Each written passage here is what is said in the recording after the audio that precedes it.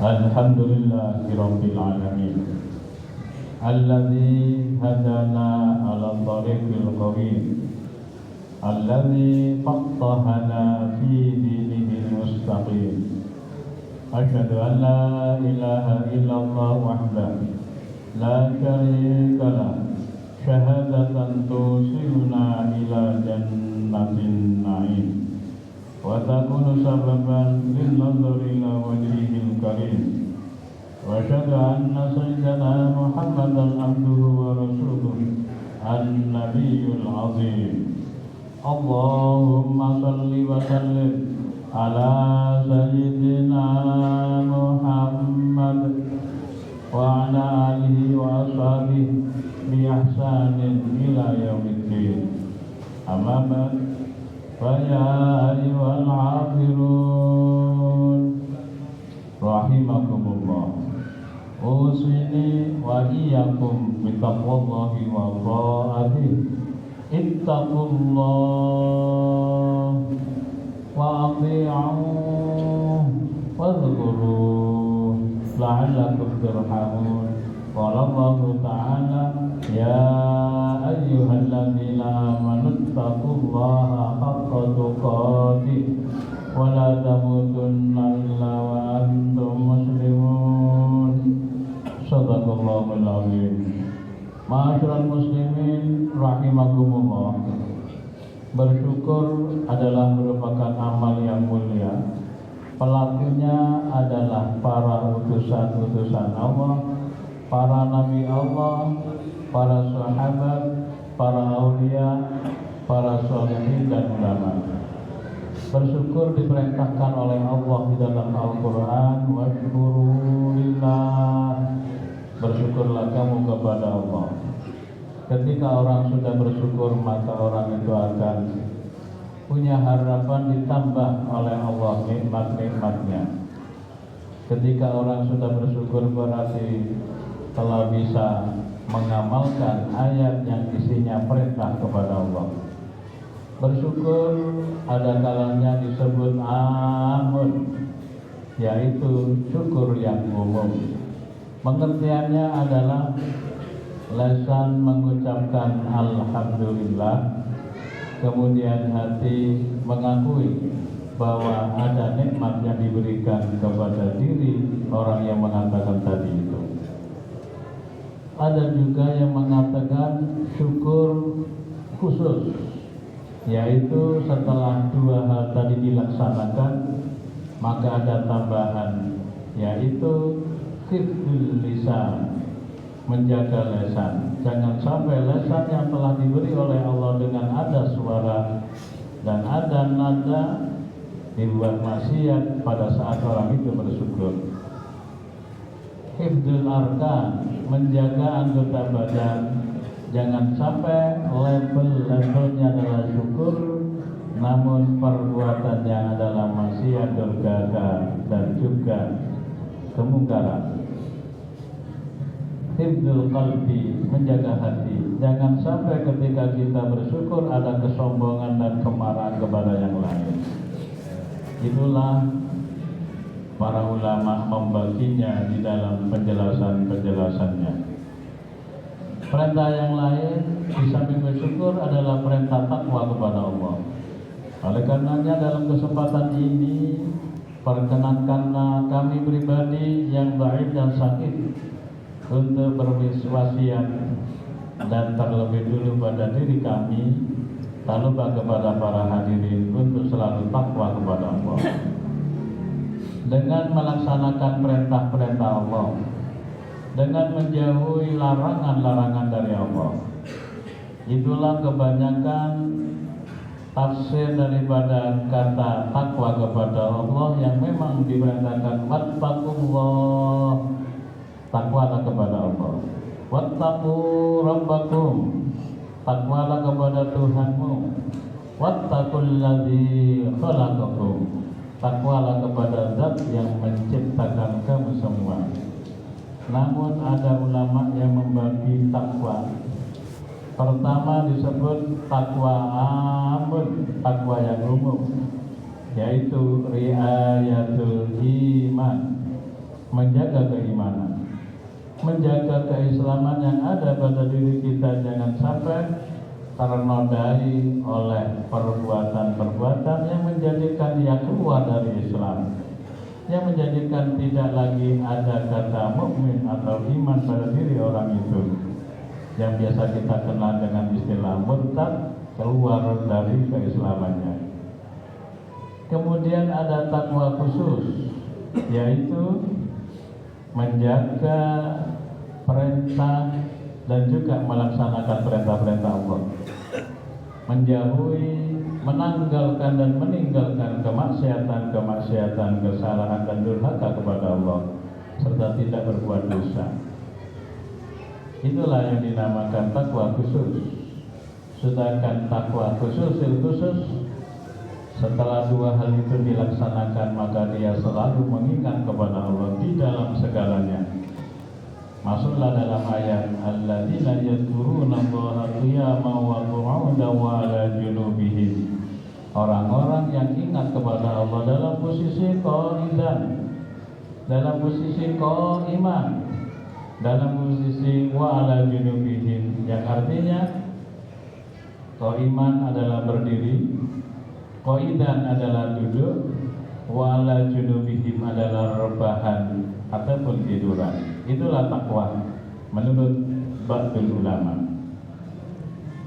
Ma'asyiral muslimin rahimakumullah, maka kita berusaha untuk menjadi hamba-hamba yang bertakwa. Selanjutnya disebut al-muttaqin, yang telah dijanjikan oleh Allah, innal muttaqina fi jannatin wa na'im.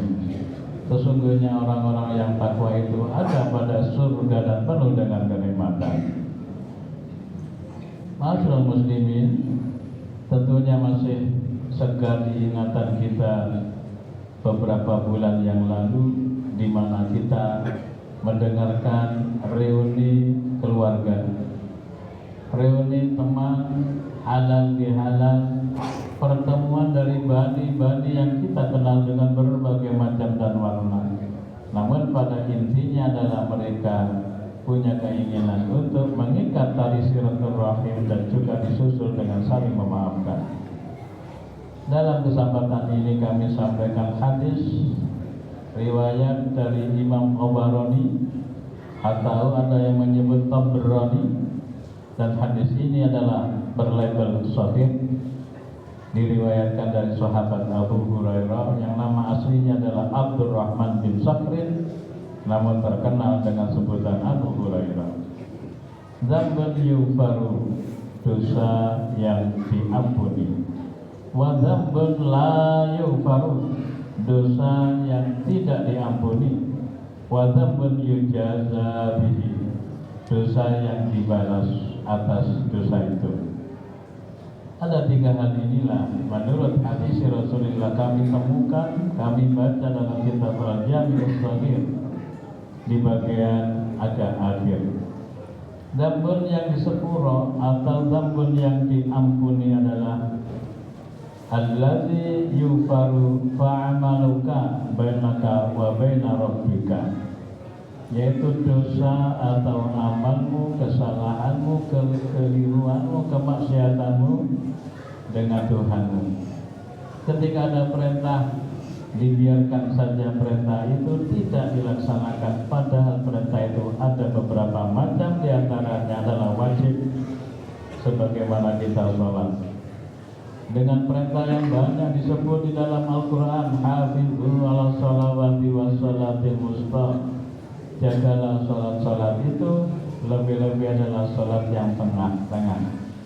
Maka kita berusaha untuk menjadi hamba yang bisa melakukan sholat dengan benar dan baik, agar tidak ada dosa antara kita sebagai hamba dengan Allah sebagai pencipta dan Tuhan yang kita sembah. Dosa ini amat sangat ada dan banyak, maka kata istighfar hendaknya menjadi bagian di mana kita harus bisa dan bisa. Lebih-lebih ada tuntunan pada saat sholat, ada ajaran doa yang isinya adalah mohon ampun kepada Allah, Rabbi firli warhamni wajiburni warfa'ni, dan seterusnya. Setelah sholat pun juga kita akan membaca dengan Astaghfirullahaladzim. Mengapa demikian? Karena kita belum seutuhnya ketika sholat betul-betul ingat kepada Allah sepenuhnya. Maka itu adalah sisi-sisi kekurangan, namun tidak mengurangi keabsahan sholat tersebut. Artinya kita telah menjadi pelaku kewajiban sekaligus telah melaksanakan sholat dengan benar dan sahih. Tidak lagi ada tuntutan dari segi fikihnya. Namun kalau kita teliti pada diri kita, berapa persen pada waktu sholat kita ingat sepenuhnya kepada Allah? Padahal ada ayat wa aqimis sholata lidzikri, dirikanlah sholat untuk mengingat kepadaku. Namun secara lahiriah kita tidak berdosa. Secara fikih kita telah menjadi pelaku-pelaku yang disebut takwa kepada Allah karena perintahnya telah kita lakukan. Di antara perintah itu adalah sholat 5 waktu. Fadzambun la yufaru, dosa yang tidak diampuni adalah alladzi la yufaru fasyirku billah. Alladzi dosa la yufaru yang tidak diampuni fasyirku billah, yaitu menyekutukan kepada Allah. Di mana seseorang tidak lagi menyembah kepada Allah, di mana seseorang menyembah kepada Allah namun mentuhankan benda-benda, termasuk keris, besi kuning, cincin dan lain sebagainya, atau jimat, di mana setiap malam dituhankan, diagung-agungkan, dimuliakan.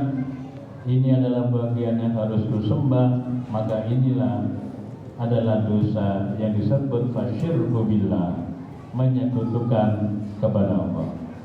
Golongannya adalah disebut musyrikun atau al-musyrikin. Ada juga yang menyebut kafirun atau kafirin, munafikun atau munafiqin, murtadun atau murtadin, orang-orang yang murtad keluar dari Islam. Itulah kelompok-kelompok yang dosanya tidak akan diampuni oleh Allah Subhanahu wa taala karena menyekutukan kepada Allah. Dengan jelas dan tegas dalam surat An-Nisa ayat 48, innallaha la yaghfiru an yushraka bihi. Allah tidak mengampuni dosa ketika disekutukan Allah itu dengan benda-benda yang lain. Wa yaghfiru ma duna dzalika liman yasha. Allah akan mengampuni dosa-dosa selain itu kepada siapa saja yang dikehendaki oleh Allah. Andai kita punya salah, semoga salah kita bagian yang diampuni oleh Allah. Kita termasuk orang yang disebut mayyasha, orang yang Allah menghendakinya, di mana dosa-dosa kita diampuni oleh Allah Subhanahu wa taala. Wa may yusyrik billahi faqad iftara isman azima. Barang siapa yang menyekutukan Allah, maka sungguh ia telah berbuat dosa yang besar. Allah menyebutnya dengan bahasa isman azima, dosa yang besar. Allah menyebutnya dengan kata faqad iftara, yang arti qad itu adalah sungguh. Ada 3 hal yang menjadi catatan penting dalam ayat yang terakhir ujung ini. Sungguh, dosa, ada lagi aziman, yaitu besar. Ternyata ayat ini pun masih diperkuat di ayat 116 surat yang sama. Innallaha la yaghfiru an yushraka bihi wa yaghfiru ma duna dzalika liman yasha. Ujung ayat yang tidak sama, wa may yusyrik billahi faqad dhalla dhalalan ba'ida. Ada kata faqad dhalla, sungguh tersesat. Ada dhalalan diulang kembali, itu artinya adalah menaukiti, menguatkan kata yang pertama. Ada kata ba'idan, jauh. Ini adalah merupakan kesalahan yang jauh dan tidak ada ampun bagi orang tersebut. Maka menjadi kewajiban kita untuk menjaga keimanan, menjadi kewajiban kita untuk menjaga keislaman. Di antara caranya adalah sebagaimana yang saat ini, di hari ini, detik ini kita laksanakan. yaitu masuk dalam lingkup orang-orang yang menjadi pelaku daripada perintah-perintah Allah, sebagaimana kita laksanakan di siang hari ini. Sedangkan dosa yang yujaza bihi, yang akan dibalas, balasannya antara diampuni selesailah sudah, dan akan dibalas dengan hukuman, maka selesailah sudah setelah hukuman itu dilaksanakan. Sebesar apapun perbedaan manusia, seberat apapun terjadi perselisihan, pertengkaran, bahkan perkelahian yang satu dengan yang lain bisa melukai dan merugikan, entah itu ragawinya, entah itu harta bendanya. Inilah dosa yang disebut dzambun yujaza bihi. Semuanya itu akan selesai hanya dengan kata yang amat singkat, yaitu maaf. Maka perlu kita saling memaafkan manakala ada kekeliruan, kesalahan di antara sesama kita, agar kita termasuk orang yang tidak lagi menzalimi, merugikan, menyalahi kepada yang lain. Andai kita salah, kita pun dengan lapang dada tanpa ada kata congkak dan kesombongan untuk memohon kepada yang lain. Dalam bahasa manzulima ghafar, ketika ada orang yang dizalimi, disalahi, dirugikan, dicederai, maka dia ghafar, mau mengampuni. Hati memang sakit, namun kata ampun adalah merupakan harapan dari orang yang menyalahi. Kata ampun, kata maaf adalah merupakan nilai yang amat sangat besar bagi orang yang mengharapkan ampunan itu. Wa man dzalama istaghfara. Dan ketika orang itu menyalahi, menghancurkan orang lain dengan berbagai cara, entah itu rumah ataupun harga diri, maka istighfar, dia mohon ampun kepada yang lain. Inilah kebesaran agama Islam. Ketika salah, kita tak segan-segan untuk mohon maaf. Ketika disalahi, kita pun juga mau memaafkan kepada yang lain. Maka selesailah antara hak adami manusia di dunia, sehingga kita menjadi orang yang amat sangat punya harapan yang besar. Sesama manusia kita sudah lepas, tidak ada dosa karena telah kita mintakan ampun, atau kita mau mengampuni yang lain. Sedangkan kepada Allah kita menjaga jangan sampai kita menyekutukan Allah, dan kalau tersalah kita selalu membaca istighfar kepada Allah Subhanahu wa Ta'ala. Inilah hadis sahih yang menjadi perangkat dan alat untuk hati-hati kita di dalam berbuat, sehingga bolehlah dikatakan oleh anak-anak muda, jangan ada dusta dan dosa di antara kita. Begitu juga jangan ada dusta dan salah kita kepada Allah Subhanahu wa Ta'ala. Semoga bisa bermanfaat. Aqulu qouli hadza astaghfirullahaladzim li wa lakum wa li walidayya wa walidikum wa li sa'iril muslimina wal muslimat. A'udzu billahi minasyaitonir rajim. Bismillahirrahmanirrahim. Wal 'asri innal insana lafi khusrin illal ladzina amanu wa 'amilus solihati wa tawassaw bil haqqi wa tawassaw bis sabr. Barakallahu li wa lakum fil Qur'anil azim wa nafa'ani wa iyyakum bima fihi minal ayati wa dzikril hakim. Wa taqabbal minni wa minkum tilawatahu innahu huwas samiul alim.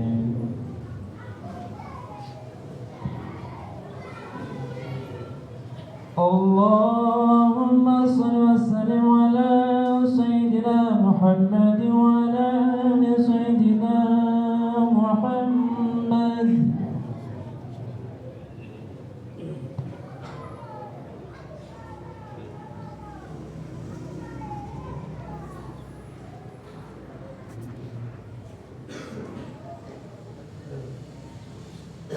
Alhamdulillah alladzi amarna bi ta'ati wal ibadah. Asyhadu an la ilaha illallah wahdahu la syarika lah, rabbul ardi was samawati wal kainat. Wa asyhadu anna sayyidana Muhammadan abduhu wa rasuluhu sayyidus sadat.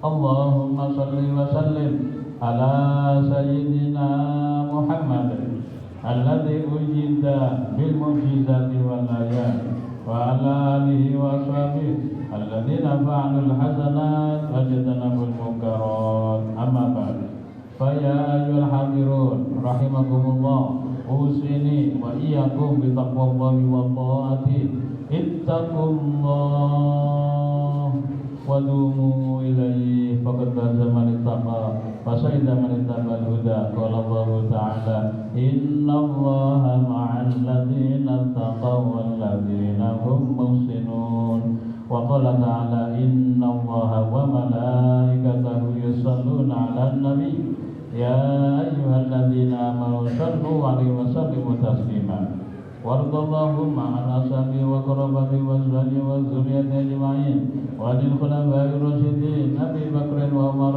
وعثمان وعلي فمن تبعهم بإحسان إلى يوم الدين والحمد لله رب العالمين اللهم اغفر للمسلمين والمسلمات اللهم اغفر للمسلمين والمسلمات اللهم اغفر للمؤمنين والمؤمنات الأحياء منهم والأموات اللهم استر مراءنا واتل عمدنا وقدتنا يا الله واخرجنا من جميع المخاوف والأقدار واجمع بيننا وبين رسول الله في دار القرار وتقبل عملنا بالعنان والإسرار واهدنا ووفقنا إلى الحق وإلى طريق مستقيم ببركة مجلس المكرم ربنا أتمم لنا نورنا واغفر لنا إنك على كل شيء قدير ربنا لا تزغ قلوبنا بعد إذ هديتنا وهب لنا من لدنك رحمة إنك أنت الوهاب ربنا آتنا في الدنيا حسنة وفي الآخرة حسنة وقنا عذاب النار